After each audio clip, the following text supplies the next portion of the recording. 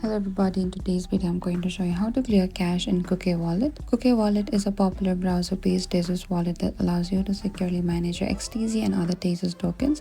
Sometimes the wallet may load slowly, display outdated balances, or show connection errors. So in such cases, clearing the browser cache can help refresh Kukai Wallet and fix many minor issues. So here's a simple step-by-step guide. So first you need to open to your Kukai Wallet and make sure to use your Face ID, Apple ID password, or any of the fingerprints. And after you get into this interface here, you just reach into this Kukai Wallet official dashboard. So for that, on the top left there's a 3-line icon. Select there. Once you reach into this, what you can do is you can go to the setting just below the connected apps, and once you reach into the setting interface, what you can do is you can simply go to the storage just below the theme. Over here, select to this clear collective media, and that is it. After that, you can simply close to your Kukai Wallet and open it again and log in normally. The wallet should now load fresh data and work smoothly. Thank you for watching this video. I hope I could help you. Don't forget to like, share, subscribe. If you have any trouble or confusion, please comment down below and we will reach out to you very soon.